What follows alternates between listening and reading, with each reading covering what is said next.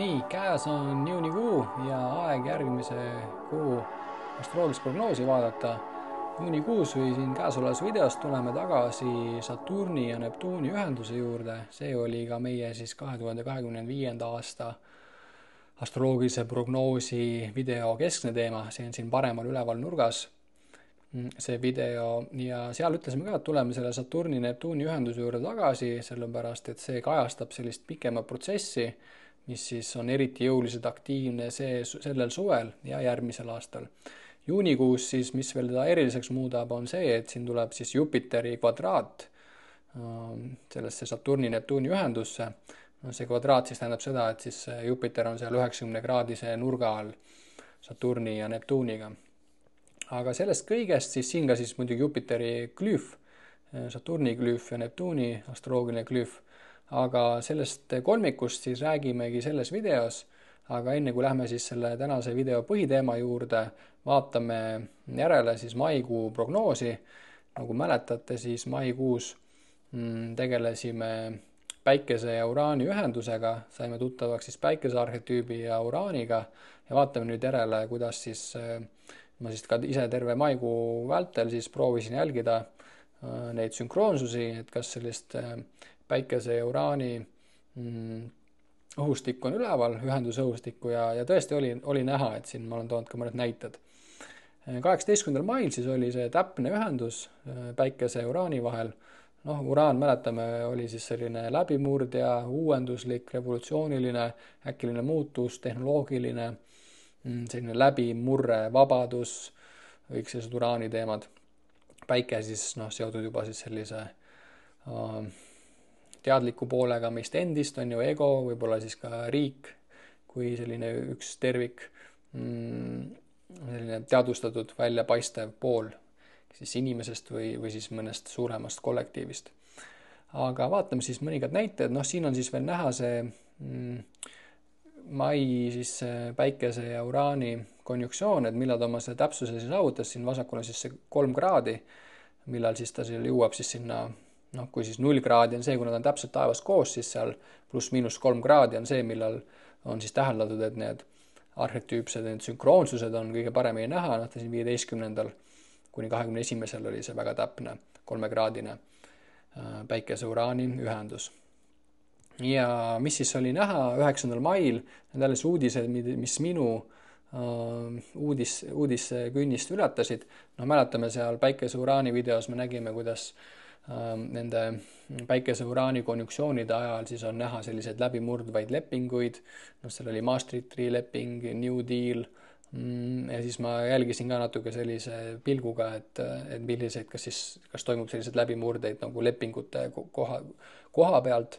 Siis suur asi, mis mul kohe silma ja 9. mail oli Poola ja Prantsusmaa kaitsepakt, mida peetakse sellist päris ütleme selliseks nagu murranguliseks koostöölepinguks ja siin, kui Päikest vaadata arhetüübi, et Päike on meie see isiklik ego, aga suuremas plaanis, et siin teinekord vaadatakse ka riikide sünnikaarte, et siis näiteks Poola päike ja Prantsusmaa päike, see on siis see, mis siis kuidas siis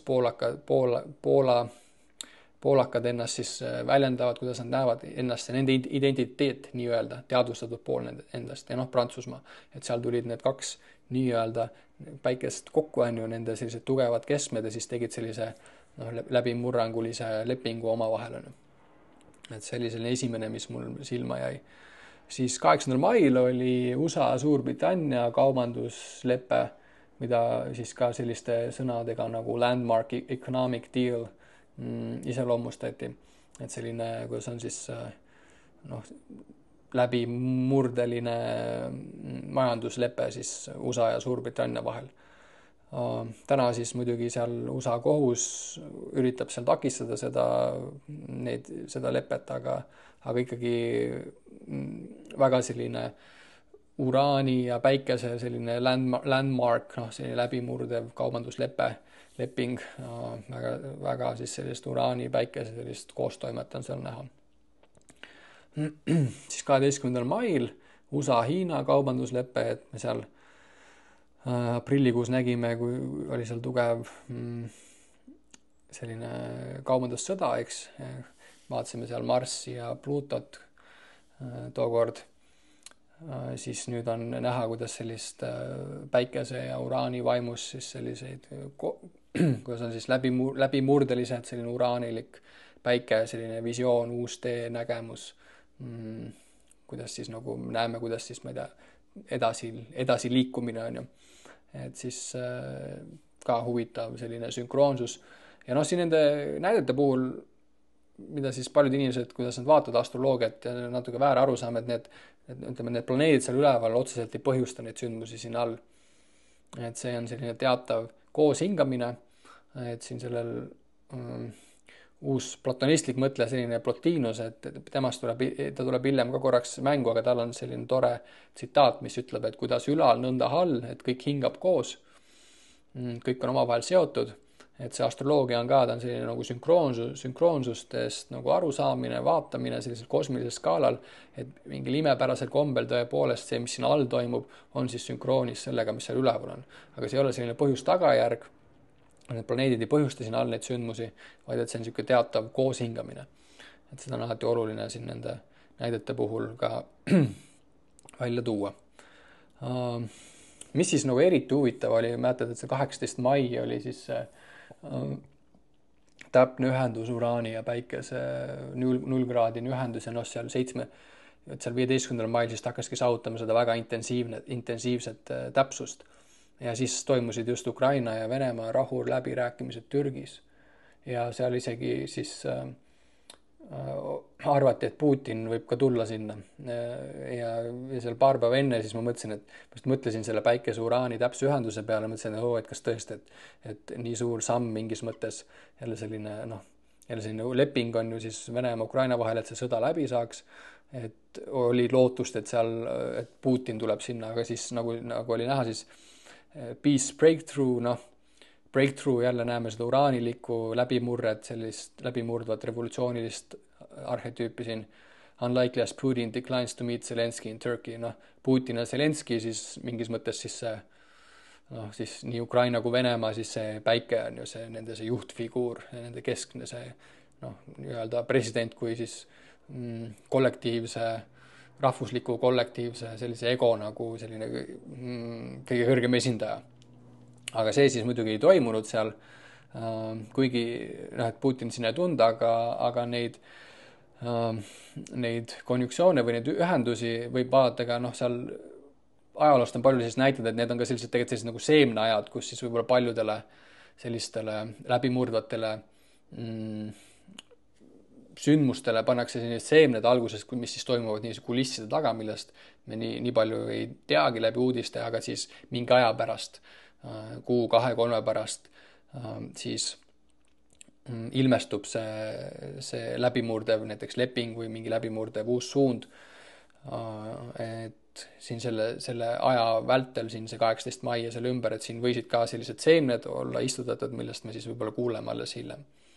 Aga mingisugused rahu läbirääkimised toimuvad, et see on kindlasti selline positiivne edasiliikumine. Siis veel siin üle kordatakse päikse uraani need põhimõtted, et see on suurenenud vabadus, autonoomia tunne, individuaalsus, iseseisvus, unikaalsed võimalused loominguliseks eneseväljenduseks, ootamatud läbimurded ja ärkamised, selliste lepingute näol, breakthrough, mäletad, see sõna käes seal läbi, uuenemise särav valgus, negatiivselt siis manikaanne enese tähistamine, tahtlik ja ettearvamatu käitumine, liigne iseseisvuse vajadus, suutmatus teistega koostööd teha või kompromisse leida. Mida siis huviga ootasin, et täna on 30. mai, et siin 27. mail siis oli see Elon Muski Starship 9 siis see lennukatse või test. Ja huviga ootasin, et kuidas see õnnestub ja kuidas see läheb, et sellest oli ka seal eelmises videos juttu. See on selline hea kaasus ka natuke iseloomustada, et kui loed kõik maailma uudiseid, siis täna on see Elon Muski viha on hästi suur ja siis kõigile meeldib, kui seal katse nii-öelda ebaõnnestub, kuigi seal katse tulemus ongi teinekord nagu andmeid koguda, et ebaõnnestunud katse on ka mingis mõttes õnnestunud, aga mis seal siis õnnestus oli see, et see alumine osa, et selle ülemise osaga nad plaanivad siis nii-öelda Marsile minna või Kuule minna. ja selle alumise osaga siis, mis siin oli selles, mis oli revolutsiooniline siis tolles hetkes, et see alumine osa on siis, seda lennutati teist korda juba. Et miks siis kogu see Muski see raketiprogramm on ka selles mõttes nagu revolutsiooniline või uuenduslik on see, et ta ehitab siis rakette, mida saab korduvalt kasutada. Et kui siin Saturn 5 oli see, mis siis seal 69. ja seal ajal siis neid kosmonaute või astronaute kuule lennutas, et siis need olid kõik sellised väga kallid püssikuulid, mis lasid sealt torust välja ja nad läksidki sinna ühesuunaliselt, et neid kunagi enam tagasi ei toodud. Siis mida Musk teeb, et ta ehitab siis rakette, mis saavad tagasi tulla ja selle loogika kohaselt siis see oli suur samm edasi selle taaskasutatavate rakettide poole, kus siis see alumine osa siis seda nüüd kasutati teist korda. Aga siin ütleme selle Saturni, Neptuuni valguses on ka väga oluline siis meeles hoida sellist, Neptuun on sellised, kannab endast ka sellist nagu illusioonide, valekujutlemate, võltsuudiste, valeuudiste maailma, see varjupool on Neptuunil see, Saturn on selline käekatsutav, konkreetne, reaalne maailm. Et kui me oleme praegu sellises Saturni ja Neptuuni selles tugevusühenduses, siis täna ka need sellised võltsuudised ja valeinformatsioon on väga jõuliselt levib ja täna just kuulsin hästi, et sellist ütlust, et me elame praegu sellisel ajal, et kui sul on mingi arvamus, siis kui sa lähed selle arvamusele mingit nagu kinnitust saama, siis sa saad selle kinnituse igal juhul, näiteks, et olgu siis ma ei tea, lamemaa või mingi muu vandenõuteooria või ükskõik mis teooria, et täna me elame sellisel mingis mõttes sellisel nagu öeldakse tõejärgne ajastu, aga praegult eriti intensiivselt, et kui sa tahad inimesest ühte pilti maalida ja uskuda temast seda ühte pilti, mis on mingis mõttes illusioon, et siis sa saad seda uskuda, siis kui sa tahad teist versiooni temast uskuda, siis sa saad sellest pildist kinni hoida. Et sellisest nagu pilt ja illusioon, kujutelm mis on väga selline neptuunilik, Neptuun kannab seda endast ja siis Saturn on selline konkreetne käekatsutav maailm, et meil on siis selliseid siis selline sügav selline, kuidas ma ütlen siis, konflikt mingis mõttes siis sellise, mis on siis nagu reaalne ja käekatsutav ja mis on siis nii-öelda selline kujutelm või pilt või illusioon. Et need on need kaks väga aktuaalset teemat praegu, 2 planeeti, Saturn, Neptuun, mis on taevas koos. Ja siis väga jõuliselt see suvi on nad eriti lähedal koos. Ja siis veel järgmisel aastal nad tulevad ka veel ühe korra kokku, et sellest tuleb siin veel juttu ka. Aga jah, et see näide oli siis meil seal eelmise kuu prognoosis ja minge vaadake seda, kui ei ole seda veel näinud, seal siis saate rohkem lähemalt tuttavaks siis selle päikese uraaniga. Aga mis siis oli väga selline breakthrough ja mis siis, ütleme, et 18 mai oli, millal see täpne joondumine, seal 21 mai oli ta veel selles eriti lähedases 3-kraadises joondumises. Ja siis 20. mail Google tegi siis oma selle toote esitluse ja tutvustas siis seal seda Veo 3 tehisintellekti, see on siis videogeneraatorid, heligeneraatorid, mis siis tõesti praegult nagu tituleeritakse selliseks väga läbimurdvaks ja tõepoolest on väga läbimurdev, et siin iga mingi aja tagant me näeme siis selles tehisintellekti maailmas sellised väga tugevaid läbimurdeid, mis on jälle selline uraanilik ja tehisintellekt, väga nüüd seotud ka, ütleme siis sellise tsivilisatsiooni, sellise visiooniga, et kuhu me liigume praegu, mis on see meie siht või idee, et see on vaieldamatult on see põimitud tehisintellektiga nüüd ja siis väga selline tore sünkroonsus siis selles vallas. Ja ma siis genereerisin ise ka huvi pärast, et teile siis natuke näidata ka, et mida see läbimurre endast kannab, et siis ma genereerisin 4 videot, miks ta siis veel eriline on see, et seal on pandud siis kokku nii heli kui video. Ja esimese, mis ma tegin, siis ma võtsin Ptolemaiose ühe kuulsa tsitaadi, on see, et tähed on nagu sümbolid, mis on taevasse kirjutatud. Et kõik asjad hingavad koos, sellest oli siin juba video alguses juttu ja lasin tal siis genereerida sellise video sellest. The stars are like letters that inscribe themselves at every moment in the sky. Et tõesti hämmastan, mida tehisintellekt suudab teha, see on alles praegu, et ma olen tulevikus, me hakkame nägema filme, me hakkame nägema kõik selline loominguline tegevus, see on hämmastav, mida arvuti suudab teha ja see väga selline läbimurdeline, see Google Veo 3, et siin väga hästi kajastub siis nii see päikese uraani selline läbimurde sünkroonsus, või mis seal oli tugev seis 18. mail, samas ka siis see Neptuun on ka seotud, seal kui ta avastati 1840ndate kandis, siis see oli ka aeg, mil hakkasid siis esimest korda tulema avalikkuse ette rohkem fotoaparaadid. The stars are like letters that inscribe themselves at every moment in the sky. Ja fotod ja videod, et Neptuun on ka siis seotud selliste piltidega, videotega, selliste siis võib-olla ka võltskujutustega, mis ei ole siis nagu päris nii-öelda see käekatsutavas siin maailmas, mida me vahetult oma silmadega näeme.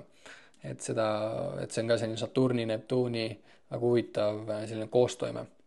Siis ma lasin tal genereerida, lugesin siin Jakob Hurda Eesti astronoomia selline teos on 1899 ilmunud, kus ta kirjutab siis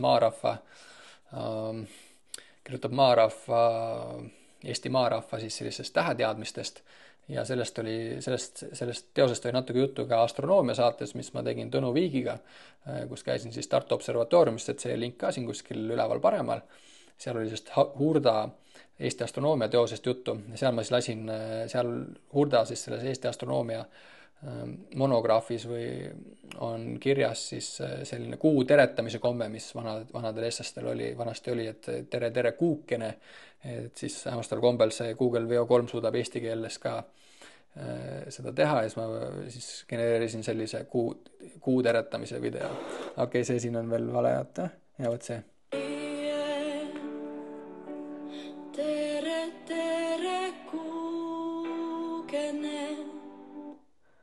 Et väike aktsent on juures, aga ütleme nii, et sellist asja ei ole tehisintellekt varem teinud, et ma olen neid pilte algusest peale genereerinud ja vaatanud, kuidas ta arenenud on. Et areng on märgatav, areng on päris kiire ja vaatame, mis siin 2-3 aasta pärast võib asi väga huvitavaks minna. Tere kuukene siis selline naine laulmas sinna.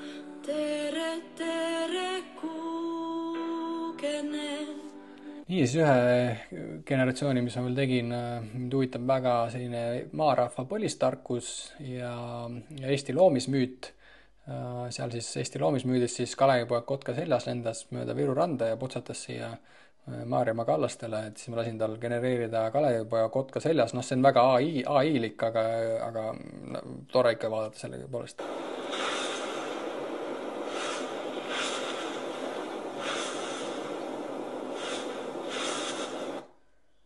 Ja viimasena siis, mis ma tegin siis ühe pühapuu seal, Tamme-Lauri tamm on üks Eesti suuremaid või ongi Eesti suurim tamm seal Võrumaal ja siis lasin genereerida ühe sellise püha hiiepuu, tammepuu ja siis kotka sinna otsa, et see jäi ka päris äge.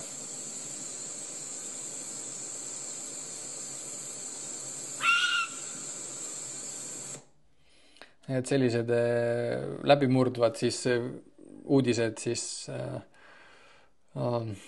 sellest AI maailmast ja ka siis väga toredalt siis sünkroonsena seal selle päikese ja uraani selle ühenduse ajal eelmisel kuul.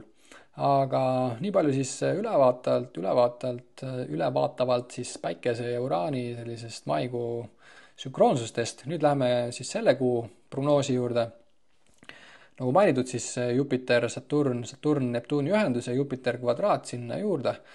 Ja lähmegi siis kohe selle teema juurde, et siin sünnikaardis siis mul horoskoobis hästi näha, kuidas Neptuun ja Saturn taevas siis hetkel väga täpselt koos, noh siin põhimõtteliselt kraad nende vahel, 1 kraad ja Jupiter siis siin kvadraadis nende juurde, et siin see nurk on siis nende vahel 90 kraadi saavutamas oma seda täpsust, noh see siis aspektid, seda nimetatakse siis selliseks aspektiks, noh see on 90 kraadise nurga all olev aspekt, inimene siis või maa on siin keskel ja ta on siis selline ka, kuidas öeldakse, tugev aspekt, mis siis esitab ka, toob siis nagu väljakutse, et ta on ka selline pinges, et siis need 90 kraadised aspektid ja opositsioonid, kus siis oletame, kui siin keegi oleks siin vastas, et see on siis oleks opositsioon kahe planeedi vahel, need on sellised nagu siis sellised pingeid või väljakutseid toovad aspektid ja siis vaatamegi selles valguses seda Jupiteri siia kvadraadis siis sellele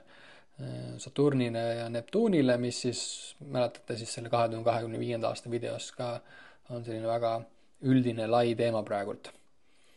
Aga natuke Jupiterist ka, et Saturnist, Neptuunist seal eelmises videos juba tegime samasugused näited, aga Jupiter siis oma olemuselt on tegelikult väga selline positiivne planetaarne arhetüüp juba ka traditsionaalses astroloogias ja taevas ka, et ma olen siin erinevaid loodusrahvaid vaadanud, kuidas siis nemad on silmaga nähtav planeete nimetanud, siis Jupiteri üks mulle kõige meeldivam nimi temale on see suur ere. Ja kui seda taevas vaatad ka, siis ta tõepoolest on üks kõige eredamaid planeete, mis on silmaga näha ja liigub seal palju kiiremini kui Saturn on, et seal 12 aastat või võtab tal aega, et see orbiit või see tiir teha ümber päikese. Aga mis siis on Jupiteri teema, tõenäoliselt kui Jupiterist rääkima hakkad, siis ta on selline tõstja, laiendaja, kõrgemad teadmised, kõik sellised kõrged teemad on väga Jupiterlikud, aga siis Jupiteri arhetüüp kannab endast sellist laienemine ja ulatus, täius, kasv ja edasiminek, ülendus ja ülemvõim, ulatus ja kõrgus, edu ja hea õnn, au ja tunnustus, küllus, heaolu, õnn, uhkus, enesekindlus, suurendamine ja ülepaisutamine, noh siin juba varjukülle poole pealt. Et mäletate, et iga siis arhetüüp kannab endast nii neid potentsiaale kui neid varjukülgi. Silmaringi laiendamine, suuremad tervikud, suurem arusaamine ja tähendus, filosoofia ja mure moraali põhimõtte pärast, kõrgharidus, kõrgkultuur, Kreeka jumal Zeus, Olympuse kuningas, Rooma Jupiter. Ehk siis käisin ka siin mõned aastad tagasi Roomas, siis need Jupiteri templid pandi ka alati, siis on need Rooma kõige kõrgemad mäed, et seal otsas on need Jupiteri templid ja siis tema need, see pühapuu oli ta tamm ja siis nii Zeusil kui Jupiter siis see pikk see nool ka seotud selle arhetüübiga või siis selle planeediga. Nagu näeme, siis sellised positiivsed teemad, et sellised nagu tõstvad, laiendavad, suurendajad, paisutavad ja vaatame siis seda selles Saturni, Neptuuni valguses. No siin me siis näeme graafiku peal ka, et siin see hall joon siin on siis meile juba tuttav Saturn ja Neptuun, millele on terve video siin pühendatud. Ja siis siin me nüüd näeme, mismoodi see Uraan siis tekitab seda kvadraati siis Saturniga, saab kõigepealt täpsuse ja siis Neptuuniga. No ja siin, ütleme siin 16. juunil või siin peale 15. juunit siis on selline täpne, kus ta on siin nende mõlema vahel oma selle kvadraadiga või selle 90 kraadise suhtega. Ja mida see siis endas kannab, noh siin siis uuesti selle pildina näha see.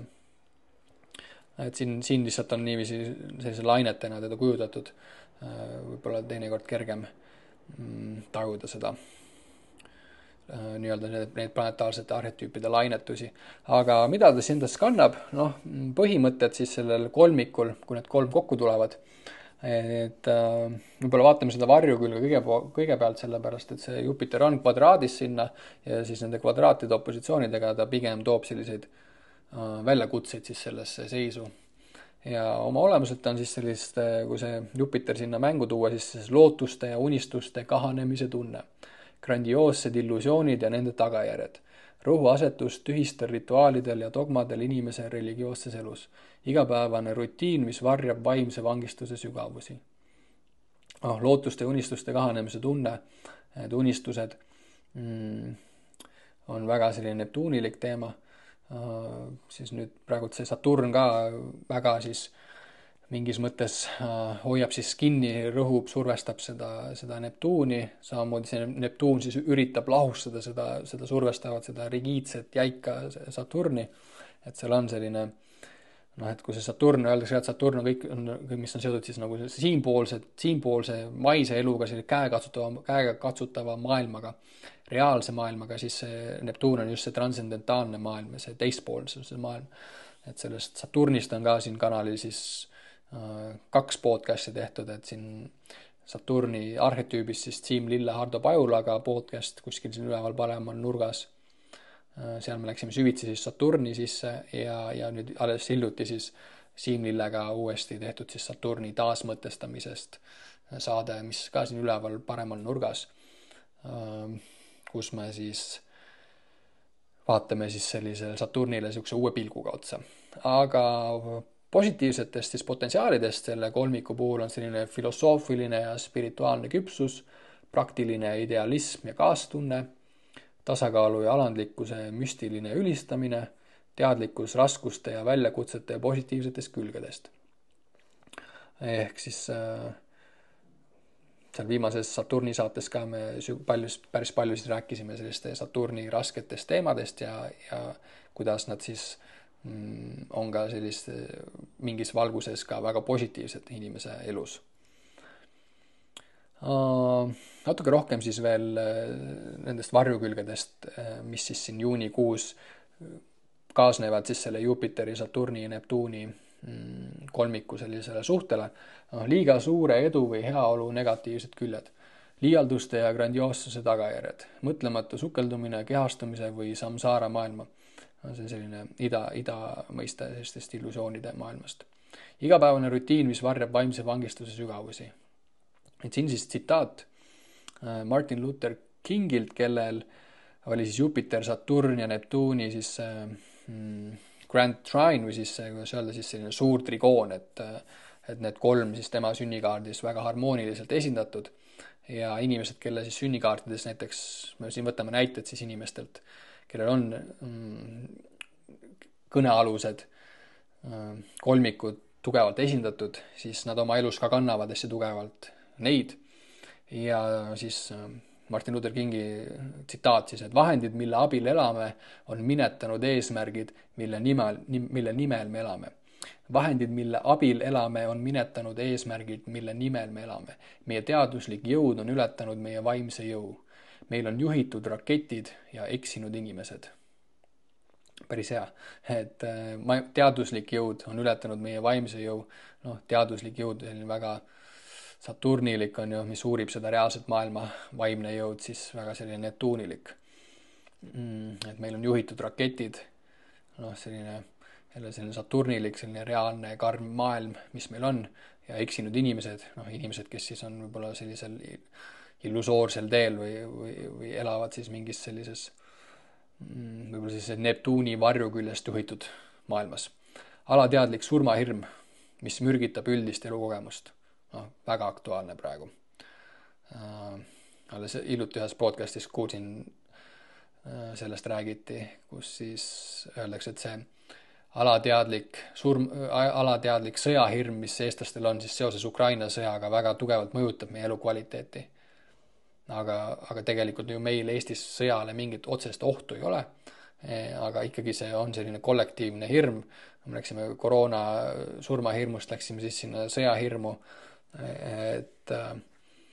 et hea on siis teadvustada neid hirme, mis on ja võib-olla siis ka nagu rohkem ennast neist nagu lahti lasta või nagu rohkem vaadata, et mis see reaalne elu tegelikult on praegu.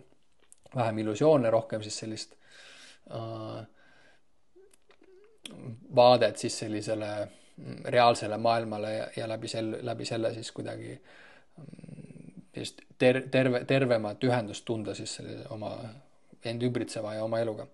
Siin siis järgmine tsitaat Molierilt, kes siis ütleb siis niiviisi, temal oli siis Saturn kvadraadis Neptuuni ja Jupiteriga.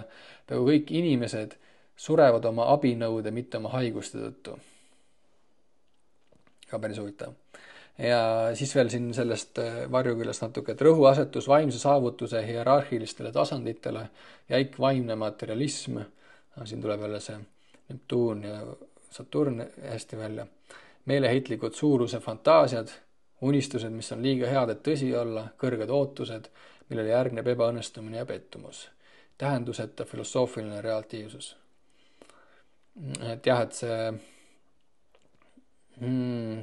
tasub siis olla teadlik, ütleme siis sellest, et see Jupiter jah tahab tulla ja tõsta siis nii seda Saturni, tekitada ruumi, laiendada Saturni kui seda Neptuuni ja siis sinna tekib selline pinge nende kummagi sisse. Ja siin siis mõned näited sellest ja potentsiaalidest siis, et alati on ka potentsiaalid, kui olla siis teadlik siis nendest varjukülgedest ja üleüldise sellisest, me räägime siin, see ongi see kvalitatiivne aeg siin, millest me räägime, et meil on siis see nii-öelda kvantitatiivne aeg, mis on, millest me siin räägime, et 2025 juuni, 2025 aastat peale Kristuse sündi, juunikuu, ma ei tea siis, millal see täpne ühendus siin oli, 17, 18, 19. Et see on see kvantitatiivne aeg, aga siis need planeedid ja nende suhted seal üleval, et see on selline kvalitatiivne aeg, et see on see, millest siis ka astroloogia valdavalt tegeleb ja räägib. Aga potentsiaalidelt siis selline praktiline kaastunne ja idealism, tasakaalustatud ja püsiv optimism, petlike ettekujutuste ja illusioonide vähenemine. Tasub olla siis väga nagu teadlik siis nende asjade üle üldse, mida kõike loed.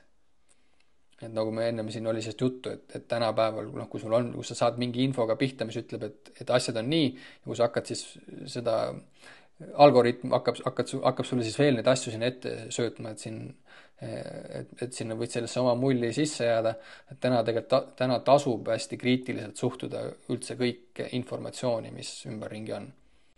Ka sellesse astroloogiasse, et kellegi juttu ei tohi liialt tõsiselt võtta ja noortel eriti on täna, on just see, nii-öelda see info tajumine on väga hea, et kui palju on info töödeldud, pakendatud, et vähem usutakse siis selliseid nagu liialt töödeldud infoallikaid, vaid infoallikaid, mis siis tulevad, ma ei tea, inimestelt otse, keda siis usaldada.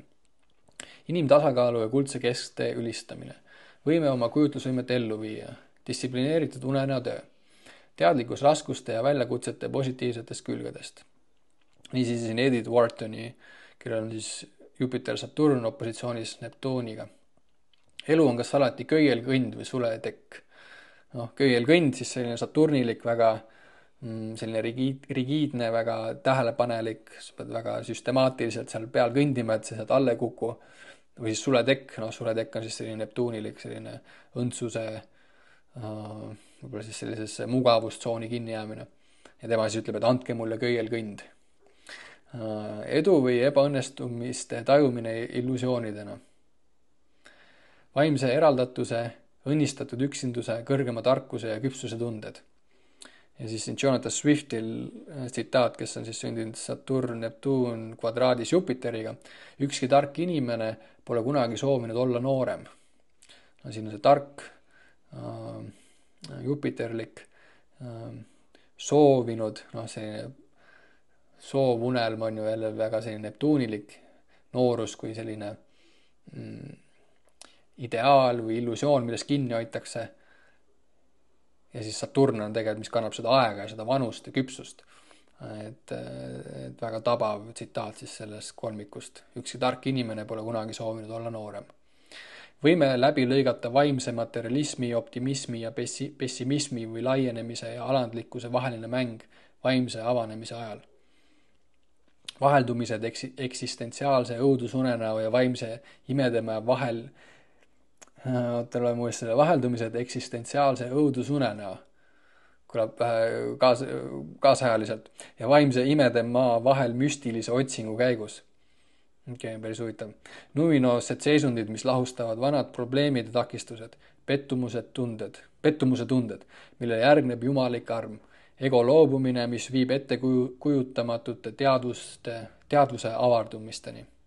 Võimalused tervendada toksilise ema-isa kogemusi, vankumatu usutunne. Ja et mida see Saturn aitab teha, ta aitab sellist süstemaatilisust, sellist pühendumist tuua siis sellisesse neptuunilikku, sellisesse kõrgemate ideaalide, ütleme sellise müstilise elu poole peale. Sellist konkreetsust, pühendumust. Sellest oli selles Saturni-Neptuuni videos ka juttu. Siin me siis näeme, et siin see esimene nüüd tugev, see Saturni-Neptuuni laine, milles me siin oleme see aasta, järgmine aasta, et nüüd me oleme selle laine sees. Et siin see 3 kraadi et nüüd hakkas selles 3-kraadises öeldakse, et siis need sünkroonsed nähtused nende 2 arhetüübi ilmnemisel siis siin maapealses elus, et need on nagu väga ilmsed. Ja tasub siis teadvustada, olla teadlik sellest varjupooltest, et siis saaks mingis mõttes siis olla sellises nagu vabamas suhtes siis selle kvalitatiivse ajaga, mis meil praegult on. Ja ta siin siis 2026. aasta algusest kuni aprillini teeb uuesti selle laine.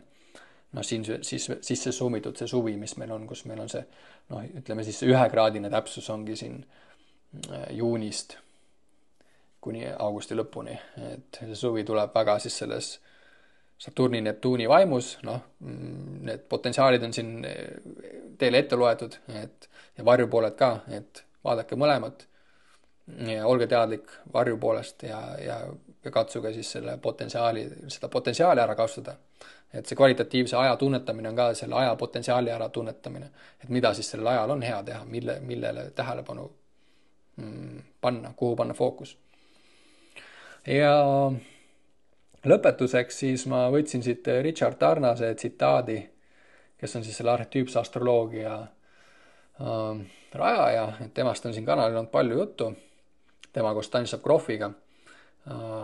Siin paremal nurgas üleval on siis Hardo Pajulaga vestlus sellest Richard Tarnase teosest Kosmose psüühe, mida praegu tõlgitakse eesti keelde. Võib-olla siin paari aasta jooksul ilmub, et kui ei ole seda vestlust veel näinud, siis minge vaadake. Ja Tarnas on siis hästi öelnud, et ma siia lõpetuseks loen siis ka tema selle Saturni, Neptuuni selle aasta ja järgmise aasta alguse selle tugeva ühenduse sellise iseloomustava teksti. Aga mul on see tsitaadi siis, et on öelnud niiviisi, et meie aeg on maailmavaadete vahel.